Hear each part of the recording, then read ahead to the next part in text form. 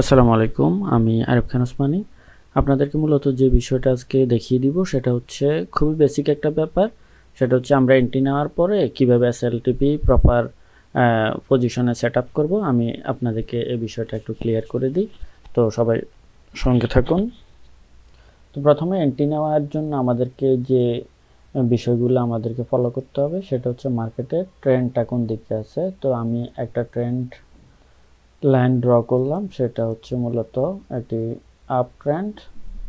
তো আমরা মূলত প্রথমে ট্রেন্ড লাইন ড্র করব, তারপরে আমাদের কাজ হচ্ছে মেজর যে পয়েন্টগুলো আছে এগুলো আইডেন্টিফাই করা।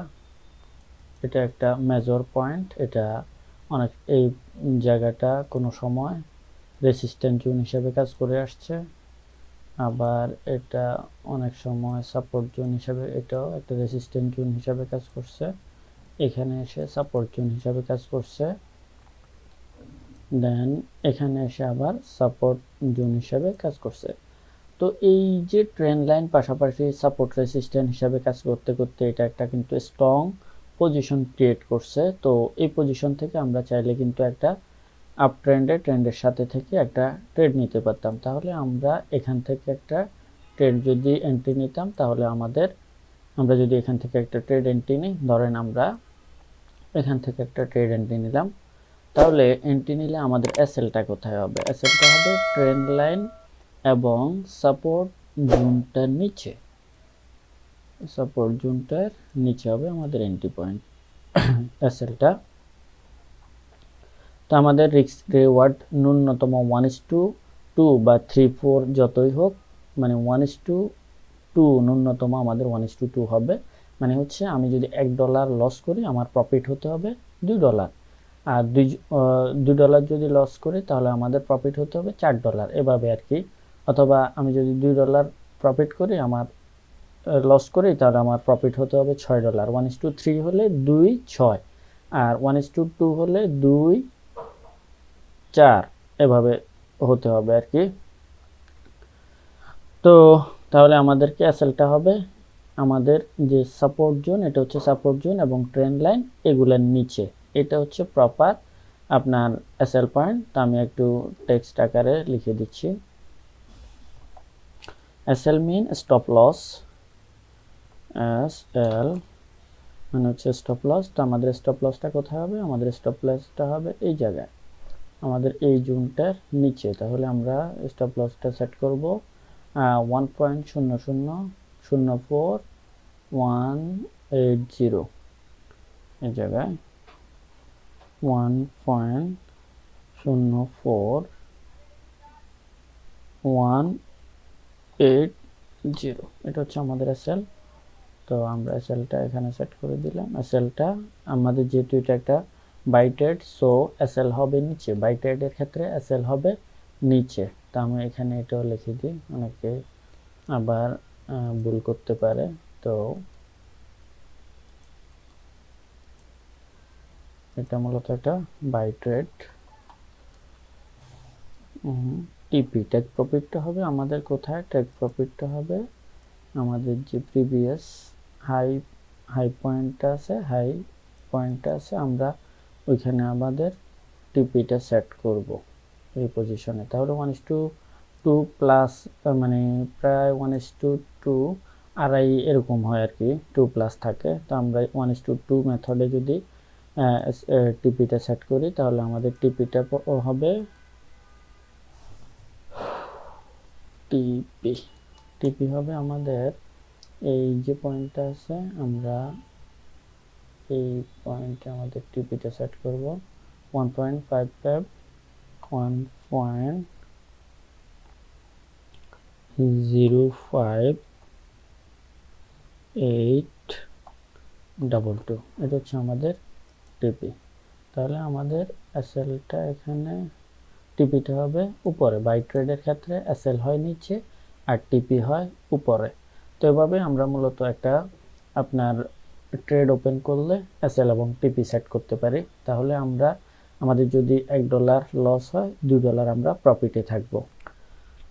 আমরা এখন দেখব কিভাবে একটা সেল এন্ট্রি নিতে হয়। তো আমাদেরকে প্রথমত ট্রেন্ড লাইন ড্র করতে হবে। ট্রেন্ড লাইন ড্র করে মার্কেটের ট্রেন্ডটা বুঝতে হবে। তো আমরা ট্রেন্ড লাইন ড্র করলাম, পাশাপাশি আপনারা এটা হচ্ছে ক্যান্ডেল চার্টে ট্রেন্ড লাইন ড্র করলাম। আরও অ্যাকিউরেট ট্রেন্ড লাইন আঁকার জন্য অবশ্যই লাইন চার্টে ট্রেন্ড লাইন ড্র করবেন। দেন হচ্ছে আমাদের মেজর যে পয়েন্টগুলো আছে ওইগুলো একটু ফাইন্ড আউট করতে হবে।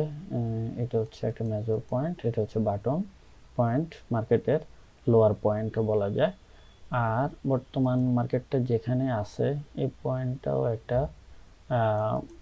আপনার গুরুত্বপূর্ণ পয়েন্টে আছে। এখানে এগুলো হচ্ছে ট্রেন্ড লাইনের সাপোর্ট রেসিস্ট্যান্ট জোন হিসাবে কাজ করে আসছে।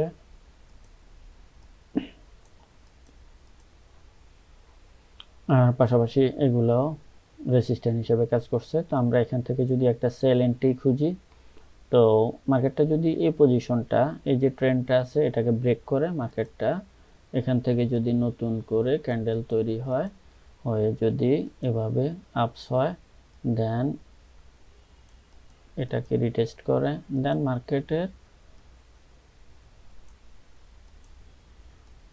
মার্কেটের গন্তব্য হবে এই দিকে, মানে প্রিভিয়াস যে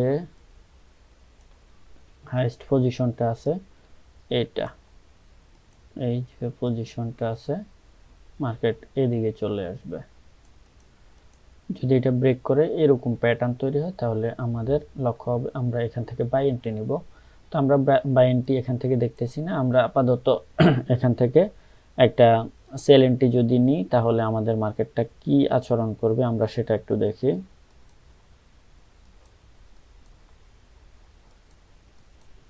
ধরেন আমরা এখান থেকে একটা সেল এন্ট্রি নিলাম। তো আমরা কোন রিস্ক রিওয়ার্ড নিয়ে ট্রেড নিব, আমরা অবশ্যই এভাবে আমাদের রিস্ক রিওয়ার্ডটা অবশ্যই আমরা প্রথমেই নির্ধারণ করব। আমরা 1:2 বা 3-তে ট্রেড করব, এর নিচে না। এখন আমি যে সেটআপটা দিচ্ছি এটা হচ্ছে 1:3 রিস্ক রিওয়ার্ডে। তো আমাদের এসএলটা হবে অবশ্যই মার্কেটের যে ট্রেন্ড লাইন এবং সাপোর্ট জোন, এই যে সাপোর্ট জোনটা আছে এটার উপরে, মানে এই লেভেলে হবে আমার এসএলটা হবে আমার এইখানে। আর আমার টিপিটা হবে, টেক প্রফিটটা হবে এই লেভেলটাতে। তাহলে আমার এসএলটা কি দ্বারা, এটা হচ্ছে একটা মূলত সেল ট্রেড। আমরা এটা হচ্ছে একটা মূলত সেল ট্রেড, সেল এন্ট্রি। তো আমি এখান থেকে একটা সেল নিলাম। আমার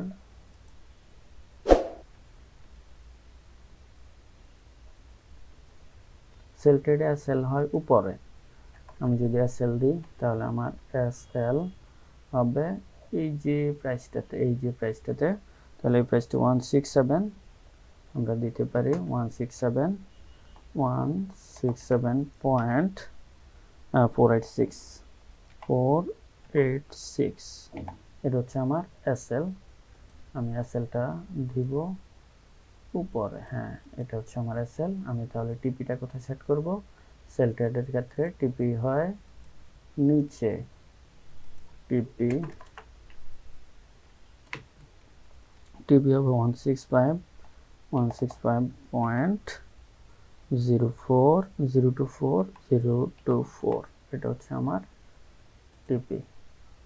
তাহলে আমি টিপিটা এই জায়গায় সেট করে দিলাম। তো এভাবে মূলত আমরা দেখা যায় যে মার্কেটে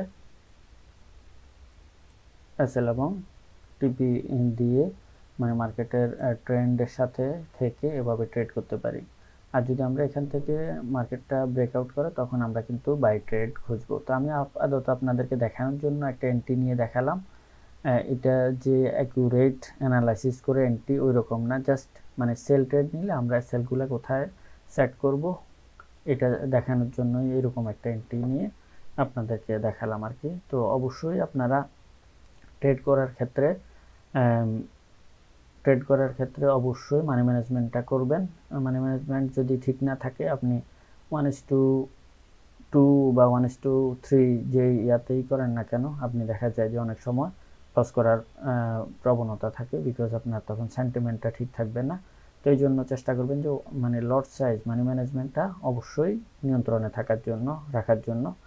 আপনার মানি ম্যানেজমেন্টটা যদি ঠিক থাকে তাহলে আপনি মার্কেটে দীর্ঘদিন টিকে থাকবেন, আমি এটা বিশ্বাস করি। তো সবাই যত বেশি প্র্যাকটিস করবেন আর পাশাপাশি মার্কেট অ্যানালাইসিস করবেন, তত বেশি আপনার এন্ট্রিগুলো অ্যাকুরেট হবে। তো সবার সুস্বাস্থ্য কামনা করে আজকের মতো এখানেই বিদায় চেয়ে নিচ্ছি। আবারও দেখা হবে। আল্লাহ হাফেজ।